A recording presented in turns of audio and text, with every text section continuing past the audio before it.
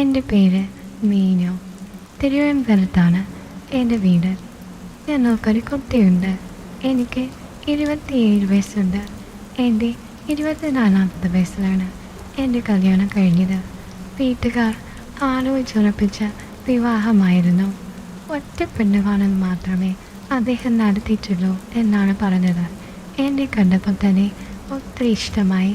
സ്ത്രീധനമൊന്നും വേണ്ടാന്ന് പറഞ്ഞിട്ടാണ് അദ്ദേഹം എന്നെ കിട്ടിയത്. പിന്നെ ഞങ്ങളുടെ വീട്ടിൽ നിന്ന് ആവശ്യത്തിന് സ്ത്രീധനം കൊടുത്തിരുന്നു ചോദിക്കാതെ. അവരുടെ വീട്ടിൽ അമ്മ മാത്രമേ ഉള്ളൂ. ഒറ്റ മകനാണ്. മകനോടുള്ള അമ്മായിമ്മയുടെ അമിത സ്നേഹം കാരണം എനിക്ക് ചില പ്രശ്നങ്ങളുണ്ടായിട്ടുണ്ട്. ഞങ്ങളെ ഒരുമിച്ചിരിക്കാനൊന്നും അധികം സമ്മതിക്കുകയില്ലായിരുന്നു. ആദ്യമൊക്കെ ഭർത്താവിൻ്റെ അമ്മയെ ആക്കി പോട്ടെ എന്ന് കരുതി ഞാൻ സമാധാനിച്ചു. പിന്നെ ഇണക്കാനൊരു ദിവസം ഭർത്താവ് ഞാനും കൂടി ഉച്ച കഴിഞ്ഞ് ഇങ്ങനെ കിടക്കുകയാണ്. പുള്ളിയാണെങ്കിൽ ഓരോരോ റൊമാൻറ്റിക് കാര്യങ്ങൾ എന്നോട് പറഞ്ഞുകൊണ്ടിരിക്കുകയായിരുന്നു. ഉച്ച കഴിഞ്ഞുള്ള സമയമല്ലേ, ഞാൻ കാണുന്ന റിലാക്സ് ആകാൻ തുടങ്ങിയായിരുന്നു. ആ സമയത്താണ് പുറത്തെന്തോ ഒരു കാൽപ്പെരുമാറ്റം കേട്ട പോലെ തോന്നിയത്. എനിക്ക് സംശയമായി. ഞാൻ ഭർത്താവിൻ്റെ പൊത്തിപ്പിടിച്ചു. എന്നിട്ട് ഒരു 2-3 സെക്കൻഡ് കഴിഞ്ഞപ്പോൾ ഓടിച്ചെന്ന് കനവ് തുറന്നു. അപ്പോഴുണ്ട് അമ്മായിമ്മ കഥകിൻ്റെ അവിടെ ചെവി ചേർത്ത് പിടിച്ചുകൊണ്ട് നിൽക്കുകയാണ്. ഭർത്താവും ഞാനും അത് കണ്ട് ഞെട്ടിപ്പോയി. പക്ഷേ അദ്ദേഹം എന്താ അമ്മേ എന്ന് ചോദിച്ചു കഴിഞ്ഞപ്പോൾ, ഞാൻ വെറുതെ ഇങ്ങോട്ട് വന്നതാ. ഞാൻ നിങ്ങളുടെ കഥകിൽ മുത്തി വിളിക്കാൻ തുടങ്ങിയായിരുന്നു. മോട്ട് കേടായെന്ന് തോന്നുന്നു, വർക്ക് ചെയ്തില്ല, അതിന് വന്നതാണെന്ന് പറഞ്ഞു. പക്ഷേ എനിക്ക് മനസ്സിലായി മോട്ടറിന് പ്രശ്നമില്ലെന്ന്. ഞാൻ ഓടിച്ചെന്ന് മോട്ടർ ഇട്ടു. അത് വർക്ക് ചെയ്യുന്നുണ്ട്. ഞാൻ പിന്നെ ശരിക്കും അമ്മ ചൂടായി. എന്തിനാണ് അമ്മ വന്ന് ഞങ്ങളുടെ കിടക്കമുറിയിൽ ഒളിഞ്ഞു നോക്കിയത്? എന്തിൻ്റെ കാര്യമാണ്? നിങ്ങൾക്ക് ഇത്രയും പ്രായമായില്ലേ? ഭാര്യ ഭർത്താവും കൂടെ കിടക്കുന്ന മുറിയിൽ നിങ്ങൾ എന്തിനു വന്ന് നിങ്ങൾ നോക്കുകയാണ്? എന്ത് കാര്യമാണ് നിങ്ങൾക്ക് അറിയേണ്ടത് എന്ന് ചോദിച്ചു. എൻ്റെ ഭർത്താവ് എന്നോട് ചൂടായി. മിണ്ടാതിരിക്കടി, അമ്മ മോട്ടർ കേടായിട്ട് അങ്ങോട്ട് വന്നാന്ന് നിങ്ങൾ പറഞ്ഞില്ലേ? പിന്നെ മോട്ടർ കേടായി, ഒരു പ്രശ്നമില്ലെന്നറിയാം. അത് മാത്രമല്ല, രാവിലെ ഇവരുടെ കൺമുന്നിൽ വെച്ചിട്ട് ഞാൻ വെള്ളം വലിച്ചതാണല്ലോ. പിന്നെ എന്തിനു വന്നതാണ്? എനിക്ക് മനസ്സിലായി എന്താണ് സോക്കേട്. നിങ്ങൾക്ക് വേറെ കല്യാണം കഴിക്കണമെന്നുണ്ടെങ്കിൽ ഞങ്ങൾ രണ്ടുപേരും സമ്മതിക്കാം, വേറൊരു കല്യാണം കഴിച്ചു എന്ന് പറഞ്ഞു. ഭർത്താവ് അപ്പോഴത്തേക്കും എന്നെ തല്ലാൻ പറഞ്ഞു. ഞാൻ പറഞ്ഞു തൊട്ട് പോകരുത്. 8 മാസമായിട്ട് ഞാൻ സഹിക്കുകയാണ് ഇവരുടെ ഓരോ പേയ്ക്കൊത്തുകൾ. ഇനിയോട് നിൽക്കാൻ പറ്റില്ല. ഞാൻ എൻ്റെ വീട്ടിൽ പോവുകയാണ്. നിന്നൊക്കെ വേണമെന്നുണ്ടെങ്കിൽ ഇവരോട് പറഞ്ഞ് മനസ്സിലാക്കുക. അല്ലെങ്കിൽ ഞാനിനി ഒരു നിമിഷം ഇവിടെ നിൽക്കില്ലാതെ പറഞ്ഞ് ഞാനെല്ലാം പാക്ക് ചെയ്യാൻ തുടങ്ങി. അപ്പോഴേക്കും അമ്മായിയും വന്നിട്ട് പറഞ്ഞു, മോളെ എനിക്ക് തെറ്റ് പറ്റിയതാണ്, അറിയാതെ തന്നെ സംഭവിച്ചു പോയതാണ്. എനിക്കൊരു ക്യൂരിയോസിറ്റി, നിങ്ങൾ തമ്മിൽ എന്നെക്കുറിച്ച് എന്തെങ്കിലും കുറ്റം പറയുകയായിരിക്കുമോ അവിടെ നിന്ന് എൻ്റെ പഴയ മനസ്സിൽ തോന്നിപ്പോയെന്ന്. ഞാനിപ്പോൾ പറഞ്ഞു, അമ്മയെപ്പറ്റി ഞാൻ എന്ത് കുറ്റം പറയാനാണ്? പറയാണെങ്കിൽ അമ്മയുടെ മുഖത്ത് നോക്കി പറയാനുള്ള ധൈര്യം എനിക്കുണ്ട്. ഞാൻ എല്ലാം തുറന്ന് പറഞ്ഞ് ശീലിച്ച ഒരാളാണ്. അതുകൊണ്ട് അമ്മയെപ്പറ്റി കുറ്റം പറയാൻ വേണ്ടിയിട്ട് കഥ പഠിച്ചിരുന്ന് പറയേണ്ട യാതൊരു കാര്യമില്ല. അതുകൊണ്ട് അമ്മ ഇങ്ങനെ വിചിത്രമായിട്ട് പെരുമാറരുത്. പ്രായമാകുമ്പോൾ ചില പ്രശ്നങ്ങളൊക്കെ ഉണ്ടാവും എന്ന് വെച്ചിട്ട് മറ്റുള്ളവർക്ക് ശല്യമായി കഴിഞ്ഞാൽ അവസാനം ആരും നോക്കാൻ കാണില്ല എന്നൊക്കെ ഞാൻ പറഞ്ഞു. എന്തായാലും ആ സംഭവത്തോടുകൂടി അമ്മായിമ്മ ഇത്തിരി ഒന്ന് അടങ്ങി. പിന്നെ മുകളിലേക്ക് കയറി വരികയൊന്നും ചെയ്യില്ലായിരുന്നു. എങ്കിലും ഇടയ്ക്കൊക്കെ ചൊറിയാൻ വരും. ഞാനത് കാര്യമാക്കാറില്ല. തക്ക മറുപടി കൊടുക്കും. ഭർത്താവിനോട്ടാ പറയും, ഇത് ഞാനും എൻ്റെ അമ്മായിമ്മയും തമ്മിലുള്ള പ്രശ്നമാണ്, നിങ്ങളിതിനകത്ത് ഇടപെട്ട് കഴിഞ്ഞാൽ ഞാൻ എൻ്റെ വീട്ടിലേക്ക് പോകും എന്ന് പറയും. അതൊക്കെ പുള്ളിക്ക് ഏറിക്കും. കാര്യം പുള്ളി അത്രയ്ക്കമ്മണ് വലിയൊരു ധൈര്യമുള്ള മനുഷ്യനൊന്നുമല്ല. ഞാനങ്ങ് പോയി കഴിഞ്ഞാൽ വേറൊരു പെണ്ണെ വിളിച്ചുകൊണ്ട് വരാനോ കല്യാണം കഴിക്കാനോ ഒക്കെ ഇത്തിരി ബുദ്ധിമുട്ടുള്ള ടൈപ്പാണെന്ന് എനിക്ക് മനസ്സിലായിരുന്നു. പല സമയത്തും പുള്ളിയുടെ പല ആക്ടിവിറ്റീസും ഞാൻ പറയുന്ന പോലെ നിയന്ത്രിക്കാൻ എനിക്ക് പറ്റുമായിരുന്നു. എൻ്റെ അമ്മ പറയുമായിരുന്നു, പെണ്ണ് വിചാരിച്ചു കഴിഞ്ഞാൽ ഭർത്താവിനെ അരയിലെ ചരടി കെട്ടിയിടാമെന്ന്. ഇപ്പോഴത്തെ കാലത്ത് അരയിൽ ചരടും അരഞ്ഞാണോ ഒന്നുമില്ല. കെട്ടിടാനൊന്നും പറ്റില്ലെങ്കിലും മനസ്സുകൊണ്ട് നമുക്ക് കെട്ടിയിടാം. അത്ര ഒരു ടൈപ്പാണ് ഭർത്താവ്. എന്തായാലും എൻ്റെ ധൈര്യം കൊണ്ട് തന്നെയാണ് കേമിയായ അമ്മായിമ്മയും മനുഗുണാഞ്ചലായ ഭർത്താവിനെയും ഞാൻ മാനേജ് ചെയ്യാൻ നടത്തിയത്. അങ്ങനെ പോയിക്കൊണ്ടിരിക്കുകയായിരുന്നു. അതിനിടയ്ക്ക് ഒരു കുട്ടിയുണ്ടായി. സുഖം സ്വസ്ഥം ഭർത്താവിന് ഫുഡ് പ്രോസസ്സിങ്ങുമായി ബന്ധപ്പെട്ട ഒരു ജോലിയാണ്. അതൊക്കെ നന്നായിട്ട് പോയിക്കൊണ്ടിരിക്കുകയായിരുന്നു. ആ സമയത്താണല്ലോ കൊറോണ വന്നത്. അത് എല്ലാവരെയും ബാധിച്ചു. ഹസ്ബൻഡിൻ്റെ കമ്പനി പൂട്ടേണ്ടി വന്നു. പൈസ ഒന്നുമില്ലാതെ പഠന പ്രശ്നത്തിലായി. പിന്നെ എൻ്റെ സ്വർണ്ണമൊക്കെ ഉണ്ടായിരുന്നതുകൊണ്ട് എൻ്റെ അച്ഛനും അമ്മയ്ക്കും പെൻഷൻ ഉണ്ടായിരുന്നതുകൊണ്ടും വലിയ കുഴപ്പമില്ലാതെ പോയി. ഇവിടെ സ്ഥലമൊക്കെയുണ്ട് ഭർത്താവിൻ്റെ വീട്ടിൽ. പക്ഷെ അതിൽ നിന്ന് വരുമാനമൊന്നുമില്ല. ശരിക്കും കുറച്ചുകൂടെ ബുദ്ധിമുട്ടി. ആ സമയത്താണ് ഭർത്താവ് ഇവിടെ നിന്നോ കൊറോണ കൊണ്ടുവന്നത്. ഞാനെ കുഞ്ഞ് അമ്മായിയമ്മ എല്ലാവർക്കും കൊറോണയായി. അവസാനം അമ്മായിയമ്മയെ മാത്രം രക്ഷിക്കാൻ പറ്റിയില്ല. അങ്ങനെ കൊറോണ തുടങ്ങി ഏകദേശം 3-4 മാസത്തിനുള്ളിൽ തന്നെ അമ്മായിയമ്മ പരലോകം പോയി. അത് എനിക്ക് വലിയ ഷോക്കായിരുന്നു. വഴക്കുണ്ടാക്കാനൊക്കെ ആണെങ്കിലും അങ്ങനെ ഒരാൾ വീട്ടിലില്ലേ നോക്കുമായിരുന്നു. വലിയ അസുഖങ്ങളൊന്നുമുള്ള ആളായിരുന്നില്ല. അത് ഭർത്താവിന് ഒരു ഷോക്കായിരുന്നു. അതുമാത്രമല്ല, കമ്പനി പിന്നീട് ഒന്ന് നന്നായിട്ട് കൊണ്ടുപോകാൻ ശ്രമിച്ചിട്ട് അതും കൊറോണ കാലഘട്ടത്തിൽ നടക്കുന്നില്ല. നഷ്ടങ്ങളോട് നഷ്ടങ്ങളാണ്. സാമ്പത്തിക ബാധ്യതയും അതും ഇതുമെല്ലാം വരുമെന്ന് ഉറപ്പായി. കമ്പനി എന്ന് തുറക്കുമെന്ന് അറിയില്ല. നല്ല സാലറി ഉണ്ടായിരുന്നു. എന്തായാലും ആ വരുമാനമൊക്കെ നിലച്ചു. കഴിക്കാനും കുടിക്കാനും ബുദ്ധിമുട്ടില്ലെങ്കിലും മറ്റു കാര്യങ്ങളോർത്ത് നല്ല ആധിയായിരുന്നു. ആ സമയത്താണ് ഭർത്താവിൻ്റെ സുഹൃത്ത് പറഞ്ഞത്, കൊറോണ കാലഘട്ടമാണെങ്കിൽ ഫുഡ് ബിസിനസ്സിന് വലിയ പ്രശ്നമൊന്നും ഉണ്ടാകില്ല. ഒരു ഹോട്ടൽ മുതലാളിയുണ്ട്. പുള്ളിയുടെ കിച്ചണിൽ നീ അന്ന് സൂപ്പർവൈസറായിട്ട് പോകാമോ? ആളുകളൊക്കെ വളരെ കുറവാണ്. അവിടെ നല്ല ഫുഡ് ഉണ്ടാക്കി കൊടുത്തു കഴിഞ്ഞാൽ നല്ല ലാഭം കിട്ടും. തൽക്കാലത്തേക്ക് നീ എങ്ങോട്ടൊന്ന് പോയി നീക്കും എന്ന് പറഞ്ഞു. എൻ്റെ ഭർത്താവ് ഹോട്ടൽ മാനേജ്മെൻറ്റും കുക്കറിയും ഒക്കെ പഠിച്ച ആളാണ്. ഇത്തിരി വ്യത്യസ്തമായിട്ട് ഫുഡ് പ്രോസസ്സിങ്ങിനാണ് ജോലി ചെയ്തതെങ്കിൽ എല്ലാ കാര്യങ്ങളും അറിയാവുന്ന ആളാണ്. പുള്ളി പറഞ്ഞു, ഞാൻ പോകാം. നല്ല സാലറി പറഞ്ഞു. 30-35,000 രൂപയാണ് ഓഫർ ചെയ്തത്. അത് കേട്ട് കഴിഞ്ഞപ്പോൾ ഭർത്താവിന് ഭയങ്കര സന്തോഷമായി. അങ്ങനെ ഇരിക്കെ അതിൻ്റെ ഓണർ ഒരു 52 വയസ്സ് വേണം. അയാൾ നമ്മുടെ വീട്ടിലേക്ക് വന്നു. പുള്ളിയുമായിട്ട് സംസാരിക്കാൻ വേണ്ടിയിട്ട്. കണ്ടു കഴിഞ്ഞ് കഴിഞ്ഞാൽ നല്ലൊരു മനുഷ്യനാണ്. വെളുത്ത് തൊടുത്ത് ചുവന്ന ചുണ്ടുകളോടുകൂടി നാളെ കയറിയ താടിയുള്ള ഒരു മനുഷ്യൻ. താടിയൊക്കെ നല്ല ചുള്ളൻ ചെക്കന്മാരെ പോലെ ഷേപ്പ് ചെയ്ത് വെച്ചിരിക്കുകയാണ്. വില കൂടിയ പെർഫ്യൂമിൻ്റെ മണം മൂക്കിലേക്ക് അടിച്ചു കയറുന്നു. ഇട്ടിരിക്കുന്ന വസ്ത്രങ്ങളും ആക്സസറീസുമൊക്കെ നോക്കിക്കഴിഞ്ഞാലറിയാം ലക്ഷക്കണക്കിന് രൂപ വിലയുള്ളതാണ്. ആപ്പിളിൻ്റെ 2 ഫോണ്, പിന്നെ ആപ്പിളിൻ്റെ വാച്ച്. ഞാനതൊക്കെ ഓൺലൈനിൽ കണ്ടിട്ടുള്ളൂ. അതെല്ലാം അദ്ദേഹത്തിൻ്റെ കയ്യിൽ കണ്ടു. വൈരമോതിരമോ വൈഡൂര്യമോ എനിക്കറിയില്ല. 3 വിരലുകളിൽ വലിയ മോതിരങ്ങളൊക്കെ ഉണ്ട്. എന്താണെങ്കിലും അഴകിയ രാവണൻ തന്നെ. ഞാനിങ്ങനെ മനസ്സിൽ വിചാരിച്ചു, റിച്ചാണ് പാർട്ടി. ഭർത്താവിനോട് സംസാരിച്ചു. പുള്ളിക്ക് കുറേ കൺസെപ്റ്റുകളുണ്ടായിരുന്നു. കുറച്ചധികം വിഭവങ്ങൾ വ്യത്യസ്തമായിട്ട് ഉണ്ടാക്കണം. അതിപ്പോൾ പാഴ്സലായിട്ടാണെങ്കിലും അല്ലെങ്കിൽ നമുക്ക് കൊടുക്കാവുന്ന രീതിയിൽ ലോക്ക്ഡൗൺ വന്നെന്ന് പറഞ്ഞാലും ഔട്ട്ലെറ്റ്സുകളൊക്കെ തുറന്ന് അത് മാനേജ് ചെയ്യണം, പാഴ്സലായിട്ട് കൊടുക്കുന്നത് എന്നൊക്കെ പറഞ്ഞു. അത് കേട്ട് കഴിഞ്ഞപ്പോൾ എൻ്റെ ഭർത്താവ് മണിമണിയായി അതിൻ്റെ റെസിപ്പീസൊക്കെ പറഞ്ഞു കൊടുത്തു. അത് കേട്ട് കഴിഞ്ഞപ്പോൾ പുള്ളിക്കാരൻ വല്ലാതെ ഇമ്പ്രസീവായി. കൊള്ളാം, നമുക്കിത് തുടങ്ങാമെന്ന് പറഞ്ഞു. അങ്ങനെ പുള്ളിക്കാരൻ്റെ കിച്ചണിലാണ് സൂപ്പർവൈസറായിട്ട് എൻ്റെ ഭർത്താവ് ജോയിൻ ചെയ്തത്. വലിയ ഹോട്ടലാണ്. അതിന് മുൻവശം ഓടിയിരിക്കുകയാണ്. പുറകുവശത്ത് എല്ലാ രീതിയിലുമുള്ള വലിയ കിച്ചണുണ്ട്. പിന്നെ അവിടുന്ന് ഭക്ഷണമുണ്ടാക്കി പല പാഴ്സലായിട്ട് പല പല ഔട്ട്ലെറ്റുകളും സപ്ലൈ ചെയ്യുകയാണ്. പിന്നെ ഓൺലൈനായിട്ടുള്ള ചില പരിപാടികളും ഉണ്ട്. എന്തായാലും അവിടെ സംരംഭം വളരെ സൂപ്പർ ഹിറ്റായിരുന്നു. 35,000 രൂപ പ്രതീക്ഷിച്ചു പോയ എൻ്റെ ഭർത്താവിന് ആദ്യ മാസം പുള്ളി കൊടുത്തത് 60,000 രൂപയാണ്. ഈ ലോക്ക്ഡൗൺ കാലഘട്ടത്തിൽ അത്രയും രൂപ കിട്ടുകയെന്ന് പറഞ്ഞു കഴിഞ്ഞാൽ എന്തൊരു അത്ഭുതമാണ്. ശരിക്കും പറഞ്ഞു കഴിഞ്ഞാൽ ഞങ്ങൾ നന്നായിട്ട് സന്തോഷിച്ചു. പിന്നെ ഇടയ്ക്കിടയ്ക്കൊക്കെ പുള്ളിക്കാരൻ വീട്ടിൽ വരുമായിരുന്നു. സാറിൻ്റെ യഥാർത്ഥ പേര് ഞാൻ പറയുന്നില്ല. തൽക്കാലം നമുക്ക് സുരേഷ് സാറെന്ന് വിളിക്കാം.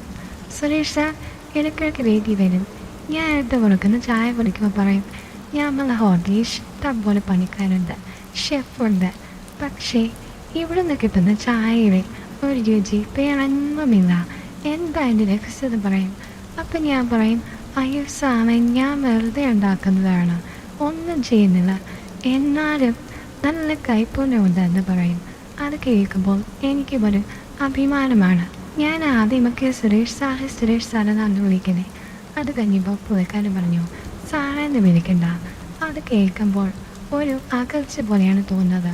അതുകൊണ്ട് സുരേഷ് ഏട്ടാന്ന് വിളിച്ചാൽ മതി എന്ന് പറഞ്ഞു. ഞാൻ പിന്നീട് സുരേഷ് ഏട്ടാന്ന് വിളിച്ചു. എന്തായാലും ഭർത്താവും പുള്ളിയുമായിട്ട് നല്ല കോർഡിനേഷനായിരുന്നു. അവർ ലോക്ക്ഡൗണിൽ അവരുടെ എല്ലാ നഷ്ടങ്ങളും നികത്തിയെടുക്കുന്ന രീതിയിലാണ് ബിസിനസ് ചെയ്തത്. സന്തോഷ സമാധാനവും ലോക്ക്ഡൗണിനിടയ്ക്ക് തിരിച്ചു വരികയായിരുന്നു. ലോക്ക്ഡൗണൊക്കെ ജസ്റ്റ് മാറി വന്നു കഴിഞ്ഞപ്പോൾ ഒരു ദിവസം വൈകിട്ട് അദ്ദേഹം എൻ്റെ ഭർത്താവിനെ വീട്ടിൽ കൊണ്ടുവിട്ടു. ആ സമയത്ത് രണ്ടുപേരും എത്തി മിനിങ്ങിയിരുന്നു. ഞാൻ പറഞ്ഞു, എന്തായാലും അത്താഴം കഴിച്ചിട്ട് പോകാമെന്ന് പറഞ്ഞു. അപ്പോൾ പുള്ളിക്കാരൻ ചോദിച്ചു, എന്തൊക്കെയാ വിഭവങ്ങൾ? ഞാൻ വിഭവങ്ങൾ പറഞ്ഞു. ഓ, ചോറും കറിയൊന്നാണെങ്കിൽ എനിക്ക് വേണ്ട. ഓക്കെ, പിന്നെ സാറിന് എന്താ വേണ്ടത്? എനിക്ക് ചപ്പാത്തിയും കറിയും വല്ലതും ഉണ്ടാക്കി തന്നാൽ മതി പറഞ്ഞു. അവരെന്താ ഒരു അരമണിക്കൂർ വെയിറ്റ് ചെയ്യും എന്ന് ഞാൻ പറഞ്ഞു. അങ്ങനെ ഞാൻ സാറിന് വേണ്ടി ചപ്പാത്തിയും മുട്ടക്കറിയും ചായയും ഉണ്ടാക്കി. ചായ കുടിക്കുന്നത് സാറ് പറഞ്ഞു, ഇതെല്ലാം ഒരു ദഹിക്കുമോ? ആ, ദഹനത്തിന് വേണ്ടി സാറിന് നിങ്ങൾ കഴിച്ചിട്ടല്ല നിങ്ങൾ രണ്ടുപേരും വന്നത്. അവർ രണ്ടുപേരും ആസ്വദിച്ച് കഴിക്കുന്നത് ഞാൻ നോക്കിയിരുന്നു. അതിനിടയ്ക്ക് സുരേഷ് നോക്കിയിട്ട് പറഞ്ഞു, മീനു പ്രസവമൊക്കെ കഴിഞ്ഞ ശേഷം നന്നായിട്ട് തടിച്ചതുപോലെയാണെന്ന് തോന്നുന്നത്, ഒഴുക്കൊന്നുമില്ലേ? ഓ, കല്യാണത്തിനും പൊരുങ്ങുന്നത് പോലെ കുട്ടികളൊക്കെ ആയി കഴിഞ്ഞിട്ട് ഒരുങ്ങിയിട്ട് വല്ല കാര്യമുണ്ടോ എന്ന് ഞാൻ ചോദിച്ചു.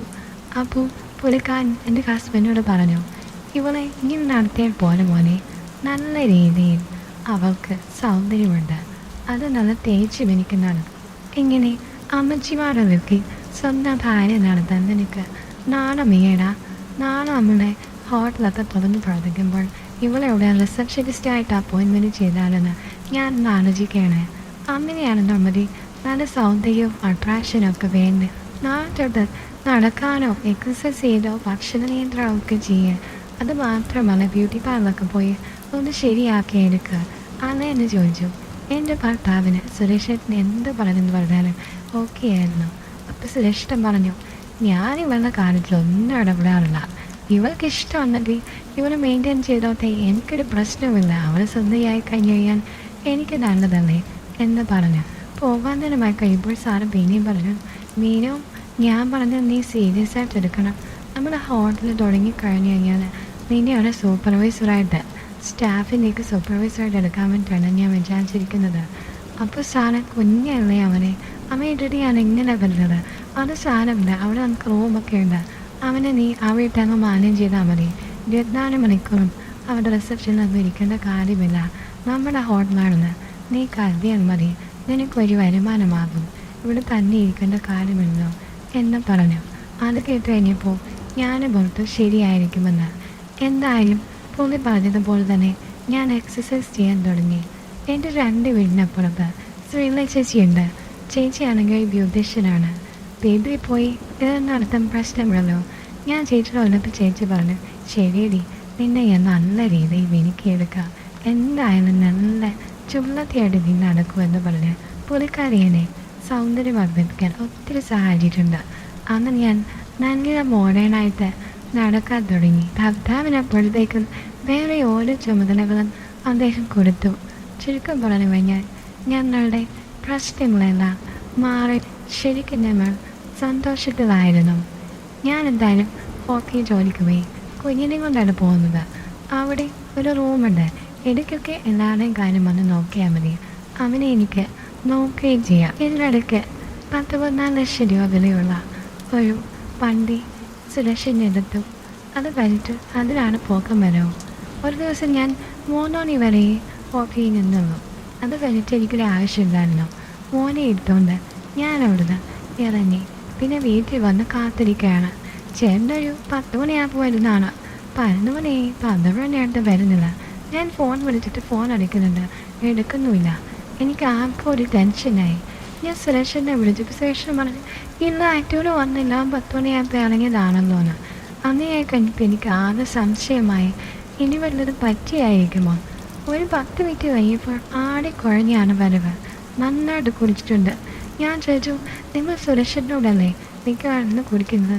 പുള്ളിക്കൊരു കണ്ടോളൊന്ന് 2 മണത്തൊക്കെ കഴിക്കുള്ളൂ. ഇത് എവിടെ നിന്ന് പോയി കഴിച്ചതാണ്. ഞാൻ സുരേഷിനെ വിളിച്ചെന്ന് പറഞ്ഞു. എടി, അതെൻ്റെ ഒരു ഫ്രണ്ട് ഗൾഫിൽ നിന്ന് വന്നായിരുന്നു. ഇപ്പം ഈ സമയത്തൊക്കെ എത്ര കാലമായി ആളുകളുടെ കൂടെ പോയിരുന്നെന്ന് എൻജോയ് ചെയ്തിട്ട് അന്നിന് പറ്റിപ്പോയതാണെന്ന്. ഇത്രയും പൂസായിട്ട് നിങ്ങൾ വണ്ടി ഓടിച്ചോളാം, നിങ്ങൾക്ക് എന്തൊക്കെയാണോ എന്ന് പറഞ്ഞ് ഞാൻ ശാസിച്ചു. പിന്നെ പുള്ളിക്കാരൻ പഴയ കുറേ കഥകളും അമ്മയുടെ സെൻറ്റിമെൻറ്റ്സും ഒക്കെ പറഞ്ഞ് അന്ന് എന്നെ ഉറക്കിയില്ല മാഡം. കുറേ നേരം കഴിഞ്ഞപ്പോൾ ഈ കഥകൾക്കിടയിൽ പുള്ളിക്കാരൻ എനിക്ക് ചോദിച്ചു, എങ്ങനെയുണ്ട് നിൻ്റെ ജോലി, സുരേഷേട്ടൻ എങ്ങനെയാണ് എന്ന് ചോദിച്ചപ്പോൾ ഞാൻ പറഞ്ഞു, നിങ്ങൾക്ക് സുരേഷിനെ അറിയും. ഇപ്പോൾ ദേ ആ ഹോട്ടൽ എൻ്റെ ഹോട്ടലാണെന്നുള്ള രീതിയാണ് ഞാൻ അവിടെ പെരുമാറുന്നത്. സുരേഷേട്ടൻ്റെ എല്ലാ അധികാരങ്ങളും എന്നെ ഏൽപ്പിച്ചിരിക്കുകയാണ്. സ്റ്റാഫിനൊക്കെ എന്നോട് എന്ത് ബഹുമാനമാണെന്നറിയാമോ. പുള്ളി പറഞ്ഞിരിക്കുന്നത് എന്ത് കാരണത്തിലും എന്നോട് ചോദിക്കാനാണ്. പുള്ളിക്കാരനാണെങ്കിൽ നമ്മുടെ ബന്ധുപോലുമല്ല, ജസ്റ്റ് പരിചയക്കാരൻ.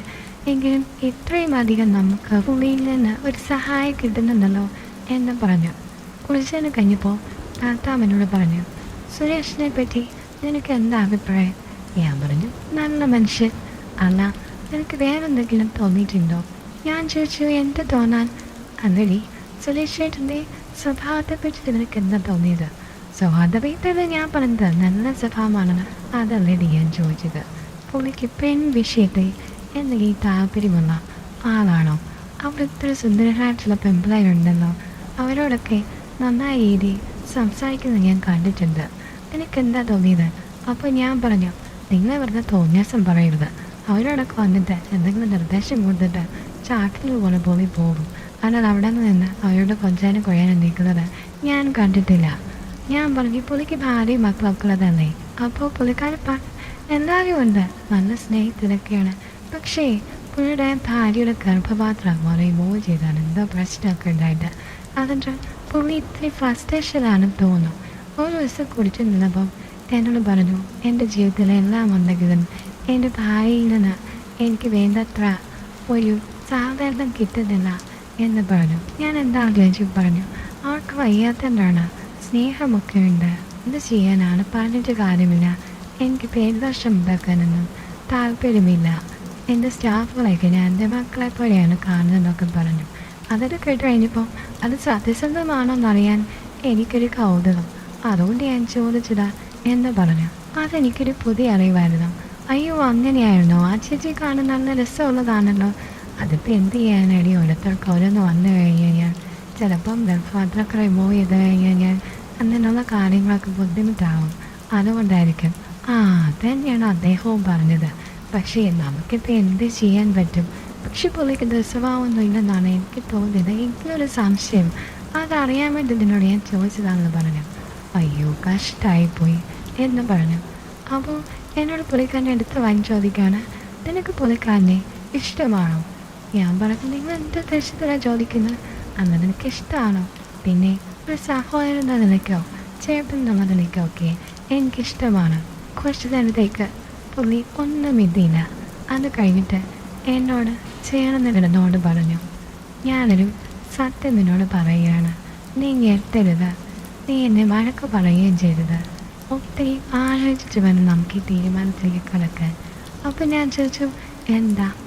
എടി, സുരേഷേട്ടൻ കഴിഞ്ഞ ദിവസം ഞങ്ങൾ രണ്ടുപേരും ഇരുന്ന് കഴിഞ്ഞപ്പോൾ എന്നോട് പറഞ്ഞു, നിന്നോട് എനിക്ക് ഭയങ്കര ഇഷ്ടമാണ്, നിന്നെ ഭാര്യയാണെന്നറിയാം. പക്ഷേ അവളെ കണ്ടു കഴിയുമ്പോൾ എനിക്ക് വല്ലാത്തൊരിഷ്ടമാണ് തോന്നുന്നത്. ഞാൻ അവളോട് മാറാൻ പറഞ്ഞപ്പോൾ അവൾ ഇത്രയും സുന്ദരിയായി മാറുമെന്ന് ഞാൻ പ്രതീക്ഷിച്ചില്ല. കാണുമ്പോൾ എനിക്ക് വല്ലാത്തൊരു ആകർഷണം തോന്നുന്നു. പക്ഷേ നിന്നോടിത് പറഞ്ഞത് നിനക്ക് അനോചിതമാണെന്നറിയാം, നിൻ്റെ ഭാര്യയാണ്.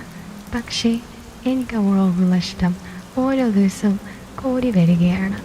നിനക്കെന്നോട് ഇഷ്ടക്കേട് തോന്നിയാലും ഇല്ലെങ്കിലും എനിക്കിത് പറയേണ്ടി വരും. കാരണം ഞാനെല്ലാം തുറന്ന് പറഞ്ഞ് ശീലിച്ച ഒരാളാണ്. നീ എൻ്റെ പേരിൽ സംശയമൊന്നും ഉണ്ടാകരുത് എന്ന് പറഞ്ഞു. അത് കേട്ട് കഴിഞ്ഞപ്പോൾ എനിക്ക് ദേഷ്യമാണ് തോന്നിയത്. അത് കഴിഞ്ഞ ശേഷം പുള്ളി എൻ്റെ അടുത്ത് വന്നിരുന്ന് പറഞ്ഞു, നിനക്കെന്തായാലും എൻ്റെ എല്ലാ പേഴ്സണൽ കാര്യങ്ങളും അറിയാവുന്ന ആളാണ്. പിന്നെ നമ്മുടെ ബിസിനസ് അത് നീ തന്നെ നോക്കി നടത്തേണ്ട ആളാണ്. എൻ്റെ കൂടെ എന്ന് നീ കാണണം. നീ മാത്രമല്ല, നിൻ്റെ കുടുംബവും. അതിനിടയ്ക്ക് എനിക്ക് അവനുള്ള ഇഷ്ടം ചിലപ്പോൾ അതിൽ കടന്നു പറഞ്ഞാലും നീ ക്ഷമിക്കേണ്ടി വരും. നീ അതിന് തയ്യാറാവുമെന്ന് എനിക്കറിയില്ല. ആണെങ്കിൽ നിൻ്റെ ഒരു സമ്മതമുണ്ടെങ്കിൽ തീർച്ചയായിട്ടും നീ ഇപ്പോൾ പ്രതീക്ഷിക്കുന്നതിനേക്കാൾ കൂടുതൽ സാലറി മറ്റാനുകൂല്യങ്ങളും ഒക്കെ കിട്ടും. ടോമി, നിനക്ക് വേണ്ടിയിട്ട് ഞാനൊരു വീട് തന്നെ എഴുതി തരും. ഞാൻ പറയുന്നത് ഒരു പ്രലോഭനമാണെന്ന് നീ കരുതരുത്. ആത്മാർത്ഥതയോടെ പറയുകയാണ്. എനിക്ക് അവളെ അത്രയ്ക്ക് ഇഷ്ടമാണ്. വേറൊരാളാണെങ്കിൽ നിന്നെ ചതിക്കാനോ വഞ്ചിക്കാനോ ഒക്കെ ശ്രമിച്ചേനെ. പക്ഷേ ഞാനത് തുറന്നു പറഞ്ഞ് ഒരു ഓഫർ വയ്ക്കുകയാണ്. നമുക്ക് എന്ന സഹോദരങ്ങളെ പോലെ മുന്നോട്ട് പോകാം. പക്ഷേ മീനുവിനെ എനിക്കിഷ്ടമാണ്. ആ ഇഷ്ടം നീ തിരിച്ചറിയണം. എനിക്കത് പറഞ്ഞേ മതിയാകൂ എന്ന് പുള്ളിക്കാരൻ എന്നോട് പറഞ്ഞു. ഞാൻ പുള്ളിക്കാരനോട് ഒന്നും പറഞ്ഞില്ല. അന്ന് ഞാൻ ഇറങ്ങിപ്പോയതാണ്. അത് കഴിഞ്ഞിട്ട് ഞാൻ പിറ്റേ ദിവസം ആ ഋഷിമന്തിന് പോയിട്ടാണ് കള്ള പിടിച്ചത്. പിന്നെ ഞാൻ പുള്ളിക്കാരനെ വിളിച്ചിട്ടേയില്ല. പക്ഷേ എനിക്ക് പുള്ളിയെ ഭയങ്കര ഇഷ്ടമാണ്. നമ്മെ ആപത്തിൽ സഹായിച്ച ഒരു മനുഷ്യനാണ്. പുള്ളിയെ വിട്ടിട്ട് പോയി കഴിഞ്ഞാൽ നമുക്ക് നഷ്ടമേ ഉണ്ടാകുമോ? എൻ്റെ കമ്മയെ ഇനി എനിക്കൊരു ജോലി കിട്ടുമെന്ന് തോന്നുന്നില്ല. അപ്പോൾ ഞാനെന്താ ചെയ്യണമെന്നാണ് നിങ്ങൾ പറഞ്ഞത്? അദ്ദേഹത്തിന് ഞാൻ ഇഷ്ടപ്പെടണോ? അപ്പോൾ എന്നോട് പറഞ്ഞു, നിനക്ക് പുള്ളിയെക്കുറിച്ച് നല്ല മതിപ്പല്ലേ? എനിക്ക് ഒരു പ്രശ്നങ്ങളുമില്ല. ഞാൻ ഒത്തിരി ചിന്തിച്ചിട്ടാണ് പറഞ്ഞത്. സുരേഷ് എന്നെ എനിക്ക് ഭയങ്കര ഇഷ്ടമാണ്. എന്നെപ്പോലെ തന്നെയുള്ളൂ സുരേഷേട്ടൻ. നിനക്ക് വന്ന് വിചാരിച്ചാൽ മതി. സുരേഷേട്ടനെ എനിക്ക് മറുത്ത് പറയാൻ പറ്റുന്നില്ല. അന്നേരം ദേഷ്യം തോന്നിയെങ്കിലും പിന്നീട് സുരേഷേട്ടൻ ചെയ്ത സഹായം ഓർക്കുമ്പോൾ, പുള്ളിയുടെ ഇഷ്ടം എന്നോട് തുറന്ന് പറഞ്ഞ ആ ധൈര്യമൊക്കെ ഓർക്കുമ്പോൾ എനിക്ക് പുള്ളിയോട് തീർപ്പൊന്നും തോന്നുന്നില്ല. ഞാൻ വിളിച്ചിട്ടില്ലെന്നേ ഉള്ളൂ.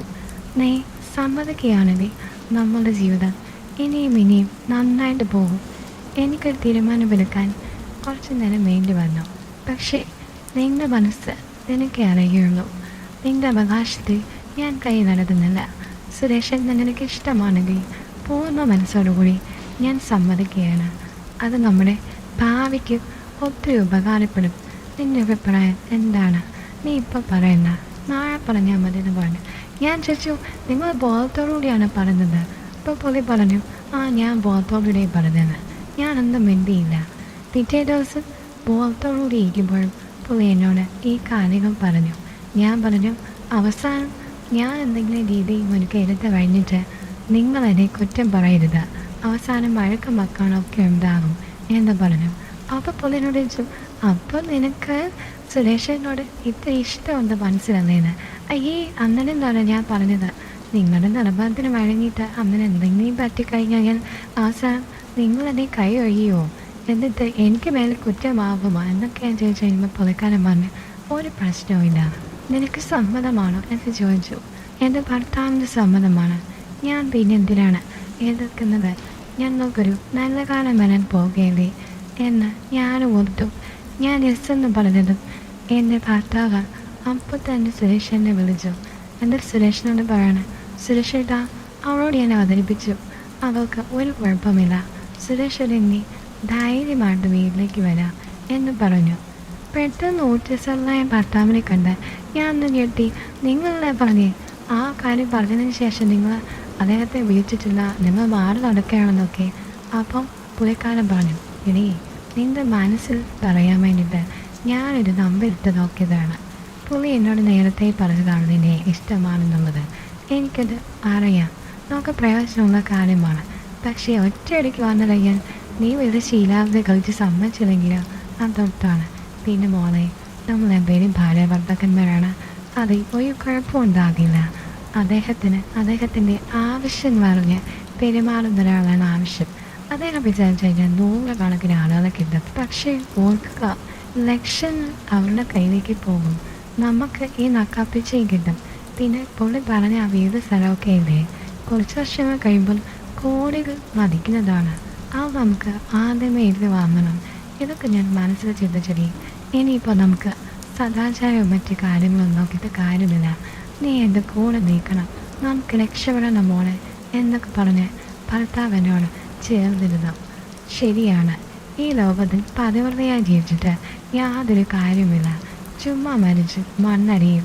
അതിനിടയ്ക്ക് എന്തെങ്കിലും രീതിയിൽ നല്ല പൈസ കൈ വരണം.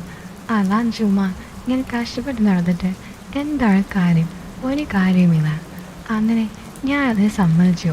പിന്നെ സുരേഷേട്ടൻ ഭർത്താവിൻ്റെ അനുവാദത്തോടുകൂടിയാണ് എൻ്റെ വീട്ടിൽ വന്നത്. സുരേഷേട്ടൻ എൻ്റെ അടുത്ത് വന്നപ്പോഴാണ് എനിക്കൊരു കാര്യം മനസ്സിലായത്. ആണുങ്ങളെല്ലാം ഒരുപോലെയല്ല. എൻ്റെ ഭർത്താവാണ് യഥാർത്ഥാണെന്നാണ് ഞാൻ വിചാരിച്ചുകൊണ്ടിരുന്നത്. പക്ഷേ സുരേഷേട്ടന് അങ്ങനെയല്ല. എന്നെ ആരാധനയാണ്. ഒരു ദേവീ വിഗ്രഹം പോലെയാണ് എന്നെ കാണുന്നത്. എൻ്റെ ഭർത്താവിൽ നിന്ന് അങ്ങനെ ഒരു ആരാധനയോ സമീപനമോ ഞാൻ കണ്ടിട്ടില്ല. സത്യം പറഞ്ഞു കഴിഞ്ഞാൽ ശരിക്കും എന്നിലെ സ്ത്രീത്വം ഉണർന്നത്, അറിഞ്ഞത്, സ്വയം ഞാൻ മനസ്സിലാക്കിയത് ആ ഒരു കൊടുമുടികളെല്ലാം കയറി താഴേക്ക് ഞാൻ ഒരു മഞ്ഞ തൂവൽ പോലെ പതിച്ചത് സുരേഷേട്ടൻ വന്നതിന് ശേഷമാണ്. ശരിക്കും എന്നിലെ എന്നെ ഞാൻ തിരിച്ചറിയുകയായിരുന്നു. കഴിഞ്ഞ ഒരു വർഷമായിട്ട് ഞാനും സുരേഷേട്ടനും അഗാധമായ സ്നേഹത്തിലാണ്. എൻ്റെ ഭർത്താവ് എല്ലാം അറിയുന്നുണ്ട്. പക്ഷേ അദ്ദേഹത്തിനൊന്നിനും താല്പര്യമില്ല. എങ്ങനെയെങ്കിലും സുരേഷേട്ടൻ്റെ കയ്യിലുള്ളതെല്ലാം സ്വന്തമാക്കാനുള്ളതാണ്. താമരയാവീട് ഞങ്ങൾക്ക് സ്വന്തമായി കഴിഞ്ഞു. ബാങ്ക് ഡെപ്പോസിറ്റുകൾ വർദ്ധിപ്പിക്കാൻ വേണ്ടിയിട്ട് എൻ്റെ ഭർത്താവ് നെട്ടോട്ടമോടുകയാണ്. അദ്ദേഹം എന്ത് കാര്യങ്ങളൊന്നും ശ്രദ്ധിക്കാറേയില്ല. എന്നോട് യാതൊരു താല്പര്യവും പ്രകടിപ്പിക്കുന്നുമില്ല. ഭയങ്കര തിരക്കാണ്. ഇപ്പോൾ സുരേഷേട്ടൻ്റെ എല്ലാവിധ ബിസിനസ്സുകളും നോക്കി നടത്തുന്നത് എൻ്റെ ഹസ്ബൻഡാണ്. എനിക്ക് രണ്ടാമതൊരു കുട്ടികൂടി വേണമെന്നുണ്ട്. ഞാൻ ഈ ഇടയ്ക്ക് ഭർത്താവിനോട് പറഞ്ഞു കഴിഞ്ഞപ്പോൾ ഭർത്താവിനോട് പറയുകയാണ്, അതിൻ്റെയൊന്നും ആവശ്യമില്ല. ഒരു കുട്ടിയെ നന്നായിട്ട് വളർത്തിയാൽ മതി. 2 പ്രസവം കഴിഞ്ഞിട്ട് നീ ചപ്പടാച്ചിയായി കഴിഞ്ഞാൽ സുരേഷേട്ടന് നിന്നോടുള്ള ഇഷ്ടം നഷ്ടപ്പെട്ടു പോകും. അതുകൊണ്ട് എനിക്ക് കുട്ടികളൊന്നും വേണ്ട. അതുമാത്രമല്ല, എനിക്കിതൊന്നും സമയമില്ല. നീ നിന്റെ കാര്യം നോക്കൂ എന്ന് പറഞ്ഞ് എന്നെ അവഗണിക്കുകയാണ്. ഇനി എന്നെ വിടുത്താൻ മറ്റു വല്ല പെണ്ണുനടൻ പുറകെ പോവുകയാണെന്ന് എനിക്കൊരു സംശയമുണ്ടായിരുന്നു. അതായിരിക്കും എന്നെ താല്പര്യമില്ലാത്തതെന്ന്. എന്തായാലും ഞാൻ കുറേയധികം ചെക്ക് ചെയ്തു. ഞാനിങ്ങനെയുള്ള പെണ്ണുങ്ങളെയൊന്നും കണ്ടില്ല. എനിക്ക് ഭയങ്കര ടെൻഷനായി കഴിഞ്ഞു. സുരേഷനോട് ഞാനത് പറഞ്ഞു. എന്നോടിപ്പോൾ തീരെ താല്പര്യമൊന്നും കാണിക്കുന്നില്ല. ഇനി പുള്ളിക്കാൻ എന്നിൽ നിന്ന് അകന്നു പോകുമോ? ഭർത്താവല്ലേ? അപ്പോൾ സുരേഷേട്ടൻ പറഞ്ഞു, അവനെങ്ങും അകന്നു പോവില്ല. അവന് മറ്റു പെണ്ണുങ്ങളുമായിട്ടൊന്നും ബന്ധമില്ല. പിന്നെ എനിക്കറിയാത്തൊരു കാര്യമുണ്ട്. നമ്മളെ റിസപ്ഷനിൽ നയിക്കുന്ന ഹൃദയശീലെ. എനിക്കറിയാം ഹൃദയശീല എന്താ പ്രശ്നം. അവൻ കൊച്ചി ഇറക്കനല്ലേ, നല്ല ചുള്ളൻ ചിക്കൻ എന്ന് ഞാൻ പറഞ്ഞു കഴിഞ്ഞപ്പോൾ സുരേഷേട്ടൻ പറഞ്ഞു, അത് തന്നെയാണ് ഇപ്പോഴത്തെ പ്രശ്നം. എൻ്റെ ഭർത്താവ് അവനുമായിട്ട് ഭയങ്കര കൂട്ടായി. ആ ചിക്കനാണെന്നുണ്ടെങ്കിൽ എൻ്റെ ഭർത്താവിനോട് ഭയങ്കര ഇഷ്ടം കാണിച്ച് അങ്ങോട്ട് കയറി പെരുമാറി. സുരേഷൻ എന്തൊക്കെയാ പറഞ്ഞേ? എടി പൊട്ടി, എനിക്ക് മനസ്സിലായില്ലേ? അവന് നിൻ്റെ ഭർത്താവിനെ ഭയങ്കര ഇഷ്ടമായിരുന്നു. അവൻ അങ്ങോട്ട് കയറി നിൻ്റെ ഭർത്താവിനോട് കൊഞ്ചാനും കുഴയാനും അടുക്കാനൊക്കെ ചെന്നു. ആദ്യത്തെ സമയത്ത് നിൻ്റെ ഭർത്താവിന് ഇഷ്ടമല്ലായിരുന്നു. അത് കഴിഞ്ഞപ്പോൾ അവൻ്റെ സൗന്ദര്യത്തിൽ ആകൃഷ്ടനായി. എന്തായാലും നിൻ്റെ ഭർത്താവിന് പണ്ട് ഇതുപോലുള്ള താല്പര്യങ്ങളോ അനുഭവങ്ങളോ വല്ല ഹോസ്പിറ്റലിൽ വെച്ച് കാണുമായിരിക്കും. എന്തായാലും 2 പേരും കൂടി ഇപ്പോൾ മുടിഞ്ഞ ലവാണ്. 2 പേരും കൂടെയാണ് ഒരുമിച്ച് നടക്കുന്നതും പോകുന്നതൊക്കെ. ബിസിനസ്സിലെ കാര്യങ്ങളൊക്കെ നോക്കി നടത്തുന്നത് അവർ 2 പേരും കൂടിയാണ്. എനിക്കിത് മനസ്സിലായി. ഞാൻ ദിവസം ചോദിച്ചതുമാണ്. നിന്നോട് പറയരുതെന്ന് പറഞ്ഞു. എന്തായാലും അവൻ പെണ്ണുങ്ങളോടൊന്നും യാതൊരു ബന്ധവുമില്ല. എങ്കിലും നമ്മൾ തമ്മിലുള്ള ബന്ധം പോലെ തന്നെയാണ് അവരുടെ ബന്ധം തോന്നുന്നു. 2 പേരും ഇണക്കൊലിവുകളായി പോയാണ് എന്ന് പറഞ്ഞു.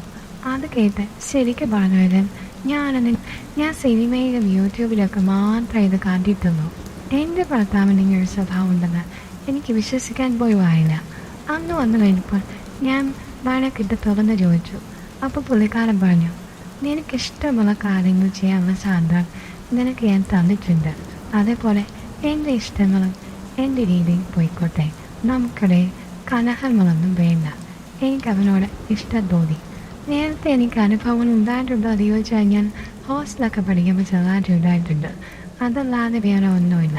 പക്ഷെ അവൻ എന്നോട് നല്ല സ്നേഹം പ്രകടിപ്പിച്ചു കഴിഞ്ഞപ്പോൾ സ്ത്രീകളെക്കാൾ കൂടുതൽ ഇഷ്ടം എനിക്ക് അവനോട് തോന്നി. ഇപ്പോൾ ഞാൻ രണ്ടുപേരും കൂടി ഒന്നിച്ചാണ്. അതിന് നിനക്കെന്താണ്? പ്രശ്നമൊന്നുമില്ലല്ലോ. ഞങ്ങൾ അതിന് തലയിൽ കയറാതിരുന്നില്ലല്ലോ. നീയും സുരേഷേട്ടൻ തമ്മിൽ നല്ല ജോലിയായിട്ടല്ലേ പോകുന്നത്. നിന്നോടെനിക്ക് ഇപ്പോൾ അധികം ഒന്നും താല്പര്യം തോന്നുന്നില്ല. അത്രയേ ഉള്ളൂ. അപ്പം നമുക്ക് രണ്ടാമത്തെ കുട്ടി വേണ്ടേ? അപ്പം എന്നോട് ഹസ്ബൻഡ് പറഞ്ഞു, അതിനെന്താ കുഴപ്പം? സുരേഷനില്ലേ, നീ സുരേഷനോട് പറഞ്ഞാൽ മതി, കാര്യങ്ങളൊക്കെ ഓക്കെ ആക്കി എടുക്കും. ഇനി മെയ് ഇത് പറയും നമ്മളെന്താ ഇവിടെ പലകൊണ്ടാക്കൊന്നും വേണ്ട കാര്യമില്ല. ഉള്ള ജീവിതം നമുക്ക് സ്മൂത്തായിട്ട് പോകാം എന്നാണ് പറയുന്നത്. അങ്ങനെയായി കഴിഞ്ഞപ്പം ഞാൻ സുരേഷിനോട് പറഞ്ഞു, ഇനിയിപ്പോൾ എനിക്ക് രണ്ടാമത്തെ കുട്ടി വേണം. സുരേഷേട്ടനോട് ചോദിച്ചു, എനിക്ക് എന്തേ രണ്ടാമത്തെ കുട്ടി? അല്ല സുരേഷേട്ടാ, എൻ്റെ മോനെ വേറൊരു കുട്ടി വേണം എന്ന് പറഞ്ഞ് കഴിഞ്ഞപ്പോൾ സുരേഷിനെ പറഞ്ഞു, അത്രയും എനിക്ക് റിസ്ക് വേണമെന്ന്. ഞാൻ പറഞ്ഞു, എനിക്കറിയാം എനിക്ക് വേറെ കുട്ടിയുടെ വേണം എന്ന് പറഞ്ഞു. എന്തായാലും സുരേഷേട്ടൻ എൻ്റെ കൂടെ കട്ടയ്ക്ക് നിന്നു. ഞാനിപ്പോൾ 4 മാസം ഗർഭിണിയാണ്. അതിനിടയ്ക്ക് ചില പ്രശ്നങ്ങളുണ്ടായി. ഹൃദയത്തിൻ്റെ വീട്ടിൽ മൊബൈലിൽ നിന്ന് എൻ്റെ ഭർത്താവും അവനും തമ്മിലുള്ള ചില രംഗങ്ങളൊക്കെ അവൻ്റെ അച്ഛനും ചേട്ടനൊക്കെ കണ്ടു. മകൻ ഇത്തരക്കാരനാണെന്ന് പറഞ്ഞിട്ട് അവനെ അവിടെ നിന്ന് അവർ ഇറക്കി വിടാനൊക്കെ ശ്രമിക്കുകയൊക്കെ ചെയ്ത് ചെറിയ പ്രശ്നങ്ങളൊക്കെ ഉണ്ടായി. ഫേസ്ബുക്കിൽ അവൻ പോസ്റ്റ് ചെയ്യുകയും ഒക്കെ ചെയ്തു. അങ്ങനെ വലിയ പ്രശ്നമായി. ആ സമയത്ത് ഭർത്താവ് പറഞ്ഞു ഹൃദയനോട് ഇവിടെ ഒന്ന് താമസിക്കാൻ വേണ്ടിയിട്ട്. എനിക്കാദ്യം അത് ഒട്ടും ഇഷ്ടമില്ലായിരുന്നു. പക്ഷെ അദ്ദേഹം ധനമായിട്ട് അവനെ ഇവിടെ കൊണ്ടുവന്ന് താമസിച്ചിരിക്കുകയാണ്. ഇപ്പോൾ അവർ രണ്ടുപേരുമുണ്ട് എൻ്റെ ചുറ്റിലും. രണ്ടുപേരും എന്നോട് സ്നേഹത്തോടു കൂടിയാണ് പെരുമാറുന്നത്. എനിക്കും അവരെ നിരസിക്കാനൊന്നും ആവുന്നില്ല. എല്ലാവർക്കും സ്നേഹമാണ് എന്നോട്. യാതൊരു പ്രശ്നവും എൻ്റെ ജീവിതത്തിൽ സത്യം പറഞ്ഞു കഴിഞ്ഞാൽ ഇല്ല. എൻ്റെ ഭർത്താവ് സന്തോഷത്തിലാണ്, ഞാനും സന്തോഷത്തിലാണ്. എല്ലാവരും വളരെ അഡ്ജസ്റ്റ് ചെയ്തൊരു ജീവിതമാണ് മുന്നോട്ട് പോകുന്നത്. ഭർത്താവിനെ ഞാനും കുറച്ചുകൂടി മനസ്സിലാക്കേണ്ടിയിരുന്നു എന്നെനിക്ക് തോന്നുന്നു.